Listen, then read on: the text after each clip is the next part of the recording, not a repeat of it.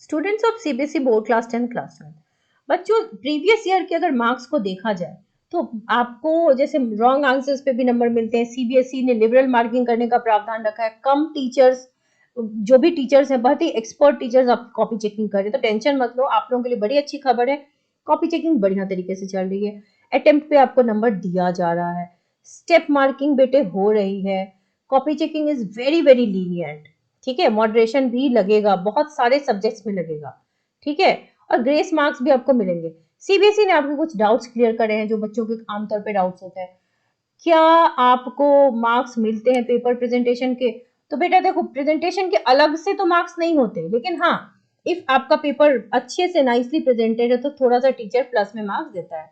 White inner allowed है कि नहीं? व्हाइट इनर बोर्ड में अलाउड नहीं है, blue and black pens allowed होते हैं। ठीक है। Examiners deduct mark for exceeding the word limit? नहीं। आप लोगों को लगता होगा कि वर्ड लिमिट से मार्क्स कटते हैं, तो बिल्कुल नहीं करते। ठीक है, बोला जाता है अगर वर्ड लिमिट बढ़ा दिया एक्सीड करने से तो बिल्कुल नहीं करते। बहुत घटा दोगे, मान लो 100 वर्ड्स के बदले आप 10 वर्ड लिख के आ गए तो टीचर नंबर काटेगा, अदरवाइज नहीं काटता।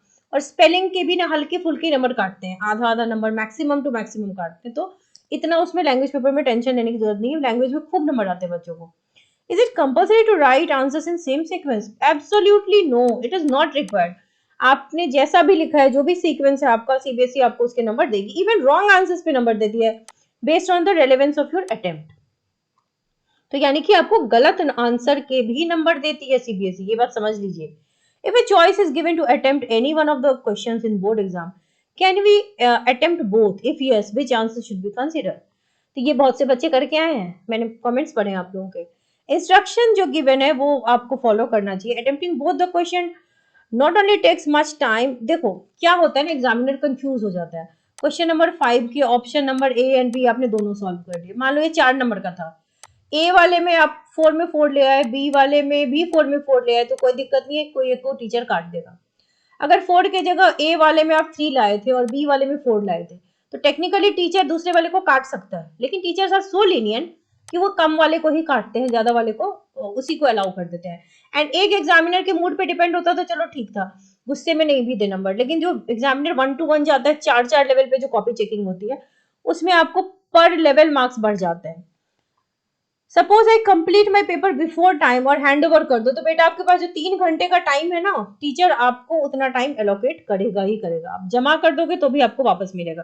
तो सीबीएसई का ये कहना है कि copy checking is going very lenient, step marks मिल रहे हैं, अटेम्प्ट के नंबर मिल रहे हैं, मॉडरेशन भी लगाएंगे वो, और ग्रेस मार्क्स लास्ट में देंगे आपको। जो पिछले वीडियोस में मैंने मार्कशीट दिखाई है जहाँ पे एग्जैक्ट पास मार्क्स दिए जाते हैं, वो कब दिए जाते हैं? जब फाइनल रिजल्ट फॉर्मुलेशन होना शुरू होता है। तो जैसे जैसे आपकी कॉपी चेकिंग हो रही है, कंप्यूटराइजेशन भी स्टार्ट हो गया है, तो टेंशन मत लीजिए।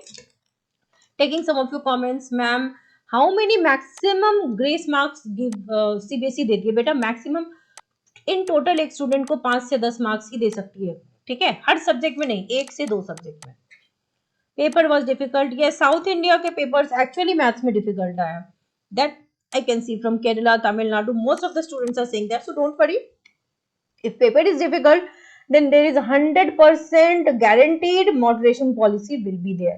और जो बच्चे बता रहे केरला के बच्चे, साउथ के बच्चे की पेपर के सेट्स में डिस्पैरिटी थी, तो that is the 100% rule set for moderation, and moderation policy is there on the CBSE website, you can go and check it there.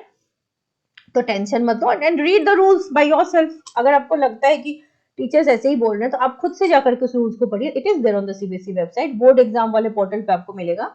Moderation policy जाकर के आप खुद पढ़ सकते हैं, and it is there, and it is there for these reasons only, so nothing to worry. जैसा लिख दिया है लिख दिया है, अब अगले पेपर की तैयारी कीजिए। एडिशनल पेपर से आपको बेनिफिट जरूर मिलेगा। Additional paper which is best of 5, तो 5 सब्जेक्ट में अगर अच्छे नंबर ले आओगे तो एक सब्जेक्ट मान लो मैथ्स में कोई कंपार्टमेंट भी ला रहा होगा, एडिशनल में पास हो जाएगा, तो ओवरऑल बच्चा पास है। सो इस वजह से आप एडिशनल पेपर की तैयारी करो, पीवाईक्यूज जम के देख के जाओ, तो आप अच्छे नंबर स्कोर कर लो। और एडिशनल पेपर में तो बेटा प्रैक्टिकल के भी 45-48 नंबर तो टीचर दे ही देता है। So don't worry, let us hope and pray कि आप सबका रिजल्ट अच्छा आया। Wish you all the very best.